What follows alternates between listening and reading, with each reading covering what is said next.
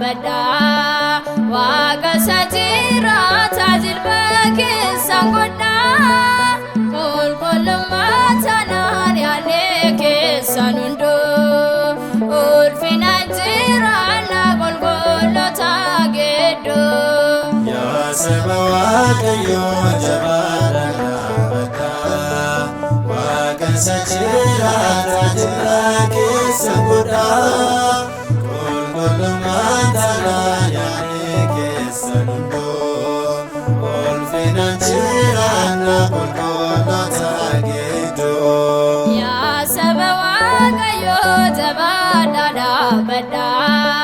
waga sajira tajil bake sangoda kol kol matanan yale ke sanundo ul finajira na kol kol tagedo ya sabawa yo jabara bada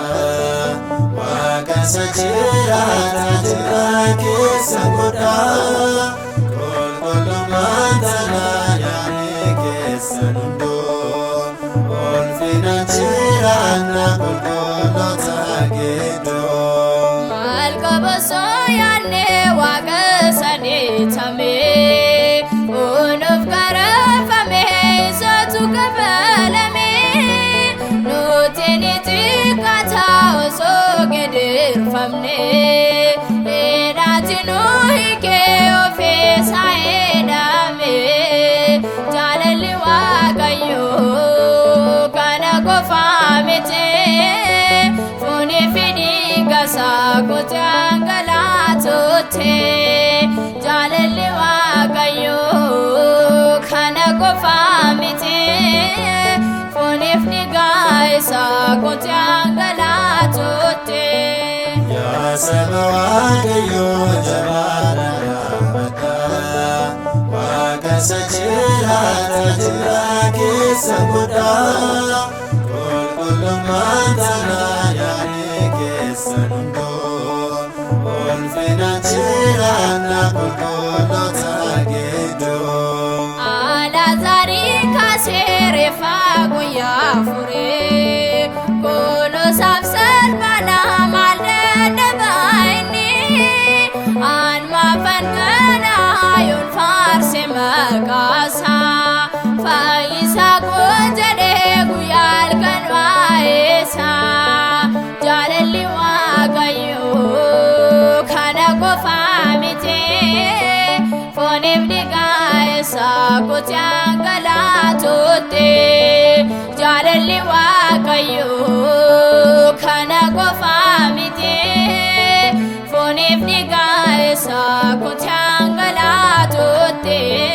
ya sabawa yo jabara bada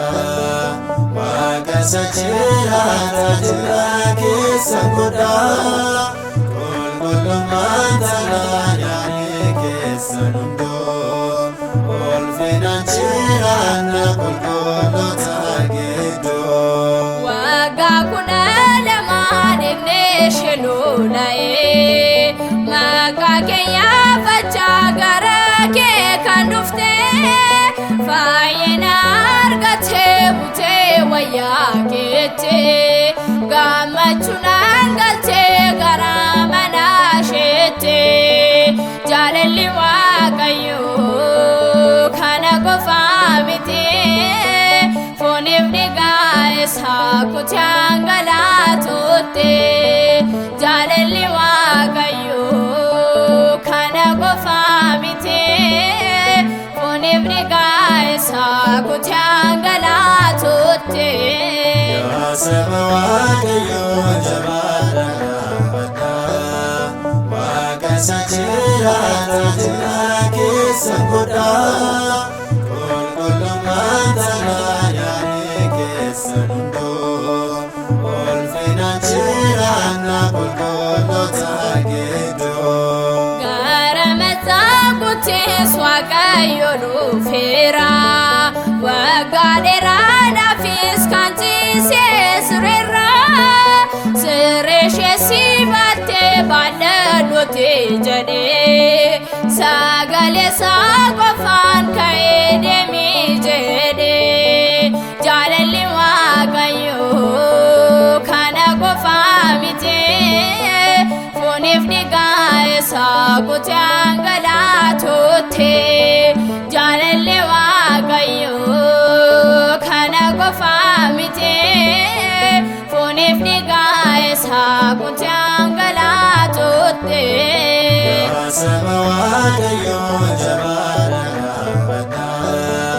Waaqa isa jiraata jira keessan godhaa. Qulqullummaan tablaa yaadni keessan hunduu, ulfinanchiraanna